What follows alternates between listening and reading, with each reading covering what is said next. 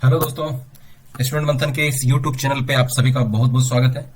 तो आज मैं आप लोगों के बीच लेकर आया हूं बहुत ही इंटरेस्टिंग चैप्टर, जो कि हमारे एनसीईआरटी की बुक से ली गई है, जो कि छठे क्लास की ज्योग्राफी की बुक है। यह 7वां चैप्टर है इसकी। इसके बाद हमारा एक लास्ट चैप्टर आएगा ज्योग्राफी की।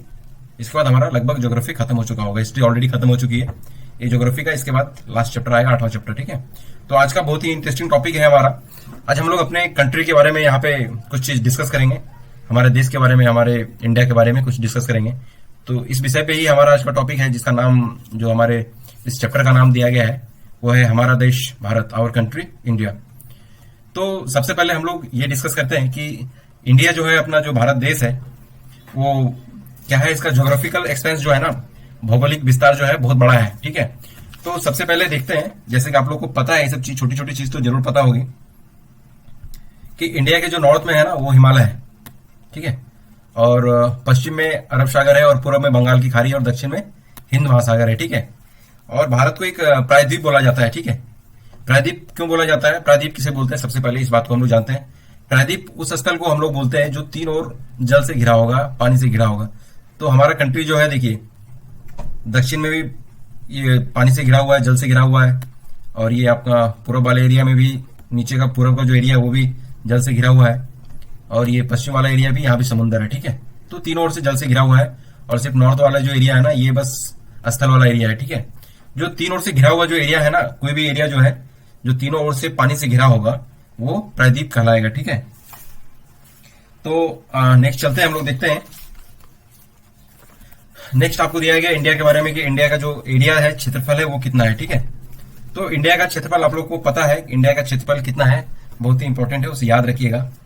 32 लाख 80 हजार किलोमीटर, 80,000 वर्ग किलोमीटर इसका क्षेत्रफल है। ठीक है, और ये अगर इसका मेजरमेंट हम लोग देखें, तो उत्तर में अगर मेजरमेंट करते हैं, उत्तर में कश्मीर से लेकर दक्षिण में कन्याकुमारी तक का जो डिस्टेंस है, इसका 3200 किलोमीटर का डिस्टेंस है लगभग। ठीक है, और इसे हम लोग पूर्व और पश्चिम की ओर तरफ मापे, तो पूर्व में अरुणाचल प्रदेश से लेकर पश्चिम में जो कच्छ तक का जो इसका एक्सपेंस है, जो फैला हुआ एरिया, कहाँ कितना है, 2900 किलोमीटर है। ठीक है, तो पता चल गया मुझे कि नॉर्थ टू साउथ कितना है, 3200 किलोमीटर है, एंड ईस्ट टू वेस्ट जो डिस्टेंस है, वो 2900 किलोमीटर है। ठीक है, तो जो ऊंचे ऊंचे पर्वत है, और भारत का जो महामरुस्थल जिसे बोलते हैं, डिजर्ट बोलते हैं हम लोग। ठीक है, जो डिजर्ट है और उत्तरी मैदान है, और क्या बोलते हैं उसको, आसमानी पठारी सतह। पठारी सतह मतलब प्लेट्यू वाला जो एरिया है ना, उसे पठारी सतह बोलते हैं, जो कोस्टल एरिया हो गया। ठीक है, तटीय भाग और द्वीपीय समूह। ठीक है, आइलैंड वाला जो एरिया हो गया। ठीक है, तो ये सब जो लैंड रिफॉर्म्स जो है, उसके जो विभिन्नताएं होती है, डाइवर्सिटी को यहाँ पे शो करती है। ठीक है, लैंड फॉर्म को ये शो करता है एक तरह से। ठीक है, तो इस तरह से हम लोग देखेंगे तो इंडिया में बहुत तरह से क्या है, लैंड रिफॉर्म देखने के लिए हमें मिलती है। ठीक है, और जैसे जैसे यहाँ पे ज्योग्राफिकल डाइवर्सिटी दिखती है, और भी चीज यहाँ पे, जैसे कि मानिए यहाँ पे क्लाइमेट हो गया, वनस्पति हो गया, जो वेजिटेशन हुआ, वन्य जीव, वाइल्ड लाइफ जो हो गया, और साथ साथ जो हमारे यहाँ पे क्या लैंग्वेज है और जो कल्चर है, उस सब में भी बहुत सारी भिन्नता है, डाइवर्सिटीज है। ठीक है, इन सब डाइवर्सिटी में ही हम लोग क्या पाते हैं, एकता पाते हैं, यूनिटी हम लोग में पाया जाता है। ठीक है, जो हमारी क्या किसे दिखाती है, हमारी परंपराओं को दिखाती है, हमारी ट्रेडिशन को शो करता है ये चीज। ठीक है, जो हम लोग बोलते हैं ना, हमारी भिन्नता में एकता है, कि हमारे यहाँ पे बहुत सारी डिफरेंट टाइप की वैरायटीज ऑफ लैंग्वेज बोली जाती है, हमारे यहाँ पे बहुत सारे कल्चर्स हैं, और इतने तरह के लैंड फॉर्म्स हैं यहाँ पे। सब तरह से होते हुए भी यहाँ पे हम लोग क्या है, एकजुट है, हम लोग में एकता है। ठीक है, यही एक मेन रीजन है कि हम लोग एक नेशन के रूप में हम लोग बॉन्डेड है, बंधे हुए हैं हम लोग एक साथ। ठीक है, हम लोग एक राष्ट्र के रूप में बंधे हुए हैं। ठीक है, तो 2011 में एक जनगणना हुई थी, तो उस जनगणना में भारत की आबादी लगभग 120 करोड़ मापा गया था। ठीक है, तो अभी तो और उससे भी ज्यादा हो गया होगा। ठीक है, 111 में इतना थे, तो अभी लगभग 120 करोड़ से ज्यादा ही हो चुका है। ठीक है, तो अगर जनसंख्या की दृष्टि से देखें, तो जो इंडिया है, वो दूसरे पोजीशन पे आता है वर्ल्ड में। ठीक है, चाइना के बाद, पहला चाइना है, उसके बाद इंडिया आता है। चाइना का पॉपुलेशन इंडिया से ज्यादा है सिर्फ। ठीक है, और बाद में वर्ल्ड में कोई ऐसा कंट्री नहीं है जिसका पॉपुलेशन इंडिया से ज्यादा हो, सिर्फ और सिर्फ चाइना का पॉपुलेशन इंडिया से ज्यादा है। ठीक है, तो चलिए हम लोग अपना ज्योग्राफिकल मैप में इंडिया का क्या पोजीशन है, क्या लोकेशन है उसकी, इंडिया मतलब अपने ग्लोब में, वर्ल्ड के ग्लोब जो मानते हैं हम लोग, जो वर्ल्ड का मैप है, उसमें हमारी क्या स्थिति है, तो देखिए, जो अपना इंडिया है ना, भारत भारत का जो लोकेशन पड़ता है ना, देखिए, ये अगर हम लोग मानते हैं पृथ्वी है, तो ये पृथ्वी को अगर दो भाग में हम लोग बांटते हैं, तो ये हो गया उत्तरी गोलार्ध, ये हो गया दक्षिणी गोलार्ध, ठीक है। तो और अगर हम लोग दो भाग में वर्टिकली दो भाग में बांटते हैं, तो ये हो गया पूर्वी, ये हो गया पश्चिमी, ठीक है। तो दो एरियाज हैं, मतलब ऐसे करके चार भाग में बटा गया है। तो अगर हम लोग टोटल ग्लोब को या वर्ल्ड मैप को इस तरह से डिवाइड करते हैं चार भागों में, तो इंडिया का लोकेशन ये आता है लगभग, ठीक है। तो ये लोकेशन आता है, इसका मतलब क्या हुआ, इंडिया का जो लोकेशन है वो कहलाता है आपका उत्तरी गोलार्ध में, इसका ये लोकेशन इंडिया का, ठीक है। ये अपना वर्ल्ड में उत्तरी गोलार्ध में पड़ता है, ठीक है। और ये अगर देशांतर में या लॉन्गिट्यूडनल में अगर देखें, तो ये पूर्वी देशांतर में पाया जाता है, ठीक है। ये देखिए, ये अपना पूर्वी देशांतर हो गया, ये पश्चिमी देशांतर हो गया, ठीक है। तो अगर हम लोग देखेंगे इसे किस तरह से, अगर हम लोग इसे लॉन्गिट्यूडनली देखते हैं इसे, तो जो इसका एक्सटेंस है दक्षिण से उत्तर की ओर अगर हम लोग जाते हैं, तो उत्तरी गोलार्ध में इसका जो लोकेशन आएगा 8 डिग्री, आपका साउथ में लोकेशन आएगा, इंडिया का साउदर्न पॉइंट जो होगा वहां पे 8 डिग्री 4 मिनट होगा। और तो नॉर्थ वाला जो पोजीशन होगा, इंडिया का जो लोकेशन होगा, नॉर्थ वाला जो लास्ट पॉइंट होगा 30 डिग्री 6 मिनट कहलाएगा, ठीक है। इस अक्षांश के बीच में अपना लोकेशन है, ठीक है। तो अक्षांश समझते हैं ना आप लोग, लैटिट्यूड लैटिट्यूड कैसा होता है, ये लेटा हुआ रहता है, जैसे कि आप मानिए ये पैरेलल लाइंस जो है, इस तरह के जो हॉरिजॉन्टल लाइंस है, ये लैटिट्यूड कहलाती है, ठीक है। और ये जो वर्टिकल लाइंस होती है वो लैटिट्यूड कहलाती है। तो अगर लैटिट्यूड में देखते हैं इंडिया का पोजीशन, तो 8 degree north, 8 degree 4 minute north to 37 degree 6 minute north, मतलब ये लॉन्गिट्यूडनल के बीच में आता है। अगर पश्चिम से पूर्व की ओर देखें, ठीक है, अगर पश्चिम से पूर्व की ओर इसका लोकेशन देखते हैं, तो हमें मालूम चलता है इसका लोकेशन पश्चिम पॉइंट में कितना आता है, 68 डिग्री 7 मिनट, ठीक है। और पूर्व में 97 डिग्री 25 मिनट्स, पूर्वी देशांतर के बीच में इसका लोकेशन पाया जाता है, हमारे कंट्री का लोकेशन पाया जाता है। होप सो कि ये छोटी सी चीज आप लोग को अच्छे से समझ में आई होगी, ठीक है। तो अगर हम लोग विश्व को पूर्व और पश्चिमी गोलार्ध में बांटते हैं, तो भारत का स्थिति किस गोलार्ध में मतलब आएगा, तो मैंने आपको जैसे बताया कि पूर्वी गोलार्ध में इसका आएगा, ठीक है, ठीक है। तो लगभग अपना जो टोटल जो एक्सपेंस है, ये लगभग टोटल एक्सपेंस 29 डिग्री का होता है, ठीक है। अगर देशांतरीय मतलब लॉन्गिट्यूडनल एक्सपेंस देखेंगे, लॉन्गिट्यूडनल एक्सपेंस बोले तो ये वर्टिकल वाला लाइन देखेंगे पूर्व और पश्चिम के बीच में, तो मोटा मोटी कितना है, 29 डिग्री का डिफरेंस है टोटल, मतलब एक्सपेंस है वहां पे, ठीक है। तो 29 डिफरेंस, अगर 29 डिग्री डिफरेंस है, तो इस तरह से अगर हम लोग लोकल जो स्टैंडर्ड टाइम मानते हैं, अगर दोनों जगह एक ही अगर मानते हैं, तो दोनों लोकेशन पे हम लोग को लगभग 2 घंटे का अंतर होगा, ठीक है। तो 2 घंटे का अंतर कैसे होगा, अगर एक डिग्री में 4 मिनट का अंतर होता है, तो हमारे पास 29 डिग्री है पूरे इंडिया का एक्सपेंस ईस्ट टू वेस्ट जो है, ठीक है। तो 29 में कितना आ जाता है आपका, लगभग 116 मिनट हो जाता है, लगभग कि वो 2 घंटे के बराबर है, ठीक है। तो यही कारण है कि जो हम लोग पश्चिम में, गुजरात जो है अपना, जो गुजरात है पश्चिम में पड़ता है, तो पश्चिम में अगर गुजरात का टाइमिंग देखें और अरुणाचल प्रदेश का टाइमिंग देखें, तो सनराइज जो होता है अरुणाचल प्रदेश में लगभग 2 घंटे पहले हो जाती है, ठीक है, एज कम्पेयर टू गुजरात, ठीक है। तो अपना जो इंडियन स्टैंडर्ड टाइम जो है IST है, तो उसे कितना माना गया है हमारा, ये हम लोग 82 डिग्री 30 मिनट पूर्वी देशांतर को मानते हैं, जो कि लगभग इंडिया के मिडिल से जाता है, लगभग इस तरह का ये है। तो इसको हम लोग स्टैंडर्ड टाइम मानते हैं, जिससे कि हम लोग का जो डिफरेंस है, या ईस्ट में हो या वेस्ट में हो, वो मिनिमम डिफरेंस दोनों का आएगा, इसलिए हम लोग इसे बीच में कैलकुलेट किए, ठीक है। इसे हम लोग क्या बोलते हैं, इसे जनरली हम लोग क्या बोलते हैं, IST या स्टैंडर्ड मेरिडियन ऑफ इंडिया बोलते हैं इसे, ठीक है। तो ये तो अपना लोकेशन के बारे में आप लोग ने जाना। तो नेक्स्ट चलते हैं, हम लोग देखते हैं कि भारत के पड़ोसी देश कौन कौन से हैं, क्या है। तो लगभग क्या एक्चुअल में अगर देखें, तो 7 कंट्रीज जो है, जो भारत के स्थलीय सीमा जो होता है, लैंड बाउंड्री से लोग कनेक्टेड है, ठीक है, 7 कंट्रीज, ठीक है। तो 7 कंट्रीज में कौन कौन आएगा, देखिए, एक तो हो गया ये पाकिस्तान हो गया, ठीक है, ये अफगानिस्तान हो गया, ये भी थोड़ा सा जो पार्ट है ये कनेक्टेड हमारा जम्मू कश्मीर से। ये देखिए, ये चाइना हो गया, चाइना भी कनेक्टेड है, नेपाल है, ये भूटान है, ये बांग्लादेश है, ये म्यांमार है। इस तरह करके लगभग हमारे देश से 7 कंट्रीज जो है कि कनेक्टेड है, ठीक है, हमारे कंट्री से लैंड बाउंड्री से कनेक्टेड है, ठीक है। तो हमारे जो कंट्री है टोटल, हमारे कंट्री में लगभग कुछ ऐसे भी कंट्रीज हैं जो कि हमारे पड़ोसी देश है, बट वो हमसे क्या है, कनेक्टेड नहीं है, मतलब लैंड से कनेक्टेड नहीं है, वो समुद्र से भी कनेक्टेड नहीं है, ठीक है। और समुद्री सीमा से उससे भी कनेक्टेड नहीं है, थोड़ा सा अलग है। जैसे कि श्रीलंका को अगर देखिए और मालदीव जो है हमारे पड़ोसी देश हैं, ठीक है। तो श्रीलंका और इंडिया को जो एक जल संधि जो स्टेट है वो कौन अलग करता है? पाक स्टेट जो होता है, पाक जल संधि एक है जो कि हमें श्रीलंका से अलग करती है। ये देखिए ये वाला जो एरिया है ना, ये पाक जल, ये जो वाटर का एक कनेक्टिविटी बना है वाटर लाइन का, ये स्टेट कहलाता है, जल संधि कहलाता है, ठीक है। ये इसे पाक स्टेट हम लोग बोलते हैं, ठीक है।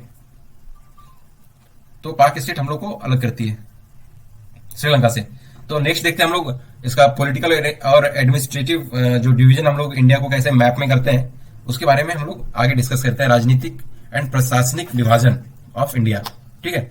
तो जैसा कि अपना जो इंडिया कंट्री है वो बहुत बड़ा है, ठीक है। तो इसे एक जगह से या बिना डिवाइड किए हुए इसे एडमिनिस्ट्रेशन करना बहुत ही मुश्किल होता है। तो इसलिए हम लोग ने क्या किया है, जो एडमिनिस्ट्रेटिव एक्टिविटीज के लिए हम लोग ने इसे 29 स्टेट और 7 यूनियन टेरिटोरीज में हम लोग डिवाइड किए हैं, ठीक है।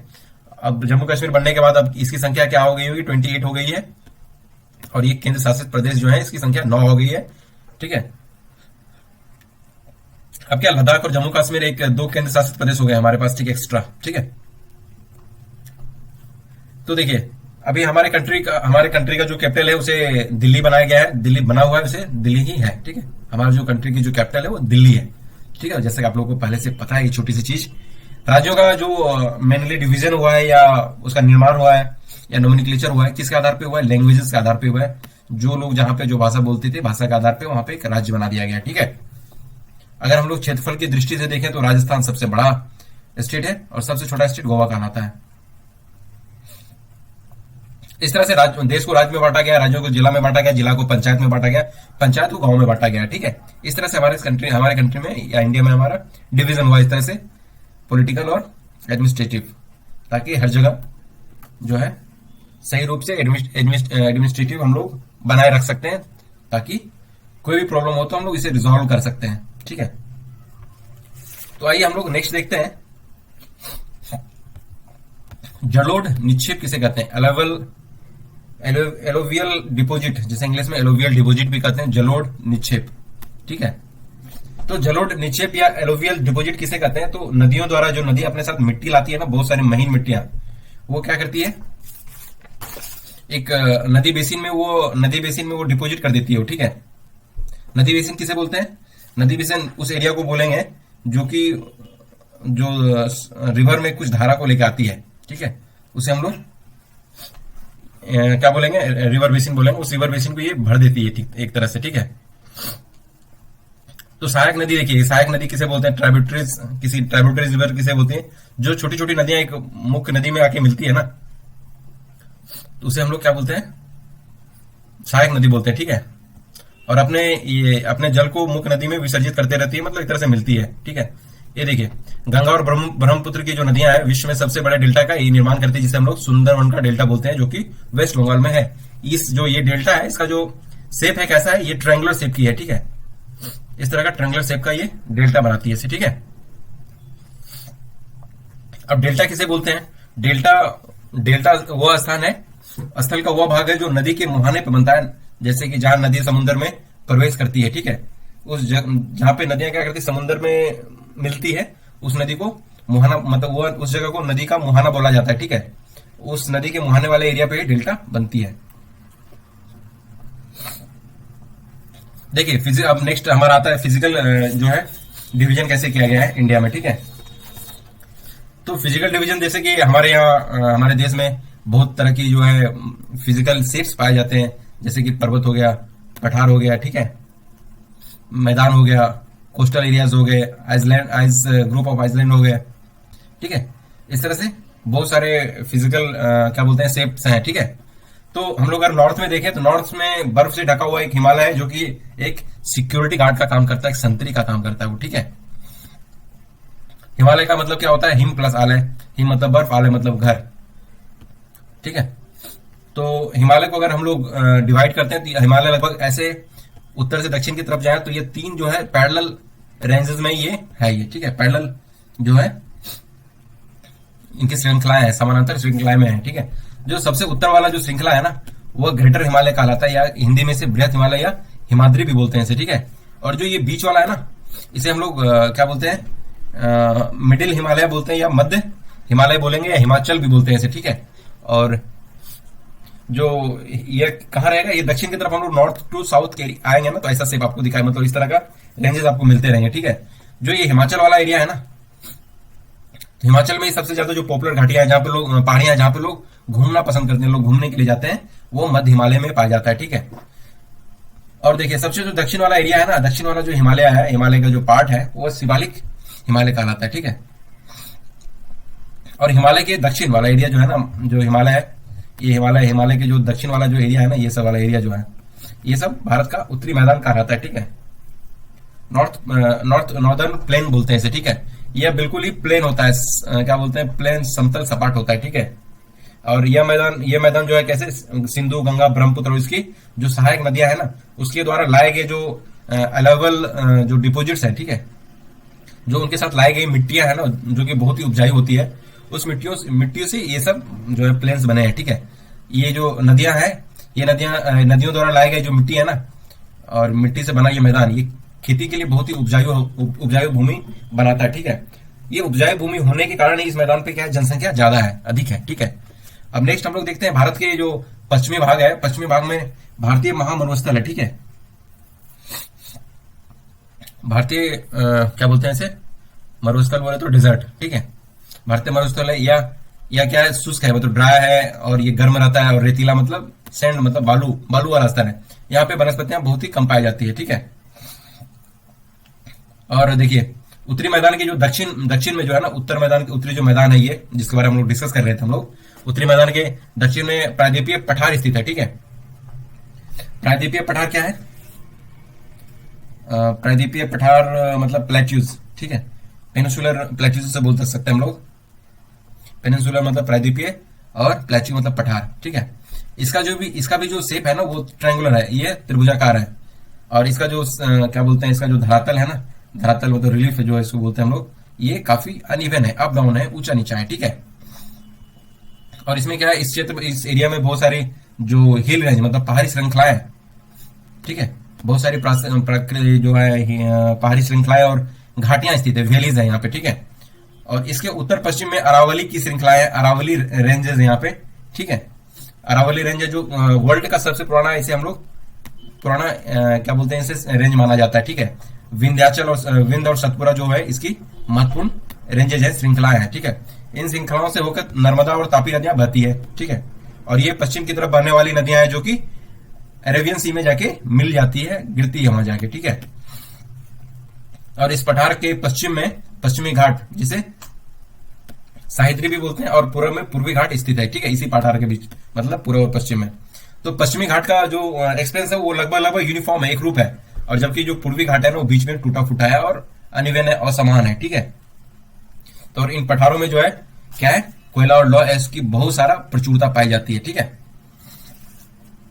तो पश्चिमी घाट के जो पश्चिम में और पूर्वी घाट के पूर्व में जो तटीय मैदान स्थित है, ठीक है। और पश्चिमी तटीय मैदान काफी संकड़े हैं, मतलब छोटे हैं, मतलब छोटा छोटा बोल सकते हैं, उसमें नैरो है, संकड़े हैं, ठीक है। जो पूर्वी तटीय मैदान है वह थोड़ा चौड़ा है, ठीक है। वहां पूर्व की ओर बहने वाली बहुत सारी नदी है, जैसे कि उसमें मान सकते हैं कि महानदी, गोदावरी, कृष्णा, कावेरी, ये सब कहाँ गिरती है, पूर्व में अपना बंगाल की खाड़ी है, तो बंगाल की खाड़ी में जाकर गिरती है, ठीक है। और यही नदियां क्या करती है, अपने जो मुहाने होते हैं, मुहाने मतलब जो नदियां समुद्र में जिस एरिया पे मिलती है, नदियां जाके समुद्र में, वो जो लैंड वाला जो एरिया हो गया, वो क्या कहलाता है, वो आपका मुहाना कहलाता है, ठीक है। यह नदियां वहां पे मुहाने पे डेल्टा बनाती है, ठीक है।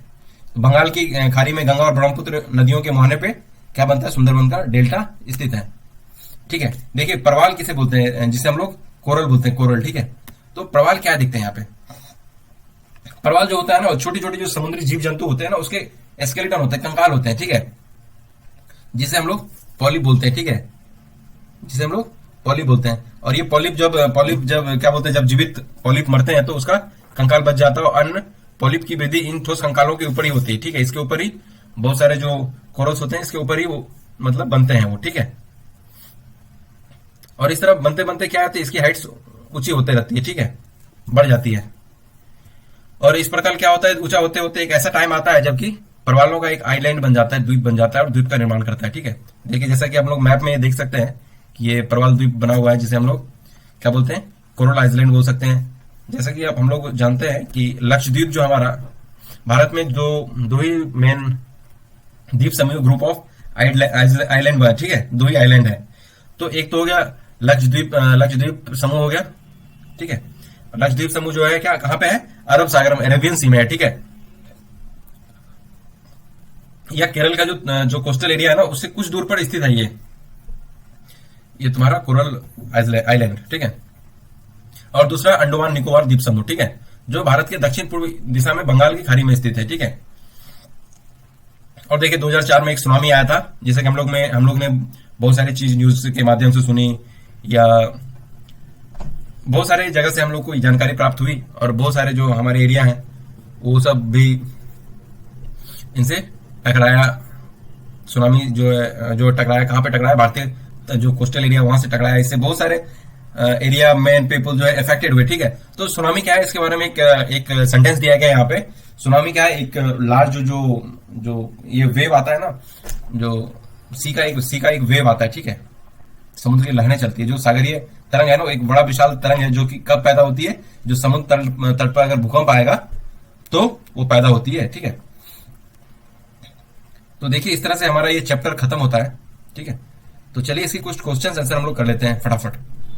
तो भारत को कितने भौगोलिक भागों में बांटा जा सकता है, उनके नाम लिखिए। तो भारत को हम लोग कैसे बांट सकते हैं, पर्वत, पठार, मैदान, तट और द्वीप समूह में बांट सकते हैं हम लोग, ठीक है। दूसरा क्वेश्चन है, भारत की स्थलीय सीमा 7 देशों से जुड़ी, उनके नाम बताइए। तो 7 देश कौन हो गए, बांग्लादेश हो गए, पाकिस्तान हो गए, चीन, नेपाल, भूटान, म्यांमार और अफगानिस्तान हो गए, ठीक है। कौन से दो प्रमुख नदियां अरब सागर में गिरती है, तो दो प्रमुख नदी नर्मदा और तापी है, जो कि अरब सागर में गिरती है। Very easy question. गंगा और ब्रह्मपुत्र के द्वारा बनाए गए डेल्टा का नाम क्या है, सुंदरवन है। भारत में कितने राज्य और कितने केंद्र शासित प्रदेश हैं, किन दो राज्यों की राजधानी एक ही है। तो इस चैप्टर के अनुसार 29 स्टेट्स हैं और 7 यूनियन टेरिटरीज हैं, बट प्रेजेंट कंडीशन में अभी 28 स्टेट्स बच गए हैं और 9 यूनियन टेरिटरीज हो गए हैं, ठीक है। तो जो अपना पंजाब और हरियाणा है ना, उसकी एक ही राजधानी है, चंडीगढ़ में, ठीक है। तो उत्तरी मैदान में अधिक जनसंख्या निवास क्यों करती है सॉरी, उत्तरी मैदान में जनसंख्या इसलिए निवास करती है कि वहां पे उपजाऊ मिट्टी पाई जाती है, वहां पे खाने पीने की दिक्कत नहीं होती है, अच्छी फसल होती है। तो जहां पे अच्छी फसल हो वहां पे लोग ज्यादा जाएंगे, पीपल जाएंगे, वहां पे कोई कमी नहीं रहेगी उन लोगों को, वहां पे जीवन यापन करना आसान होता है, ठीक है। लक्षद्वीप को प्रवाल द्वीप क्यों कहा जाता है, लक्षद्वीप को प्रवाल द्वीप इसलिए कहते हैं कि वो प्रवाल का स्केलेटोन जो होता है ना, उससे बना है, जिसे हम लोग पॉलिप बोलते हैं। पॉलिप का जो स्केलेटोन है ना, उससे बना रहता है, इसलिए हम लोग उसे प्रवाल द्वीप बोलते हैं, कोरल आइलैंड बोलते हैं, ठीक है। हिमालय के सबसे दक्षिणी भाग को क्या कहा जाता है, शिवालिक बोलते हैं, ठीक है। सह्याद्री को और किस नाम से जाना जाता है, पश्चिमी घाट के नाम से जाना जाता है। पाक जलसंधि किन देशों के बीच में स्थित है, तो श्रीलंका और भारत के बीच में स्थित है, सब पता है आप लोगों को, ठीक है।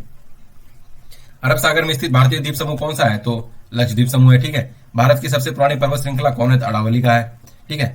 भारत का जो क्षेत्रफल है लगभग 32.8 लाख वर्ग किलोमीटर है, ठीक है। महान हिमालय को क्या बृहद हिमालय भी बोलते हैं इसे, ठीक है, ग्रेटर हिमालय भी बोलते हैं इसे, या बृहद हिमालय भी बोलते हैं इसे, ठीक है। क्षेत्रफल की दृष्टि से भारत का क्षेत्रफल की दृष्टि से राजस्थान सबसे बड़ा क्या है, राज्य है। नर्मदा नदी कहां गिरती है, तो नर्मदा नदी आपका अरब सागर में गिरती है।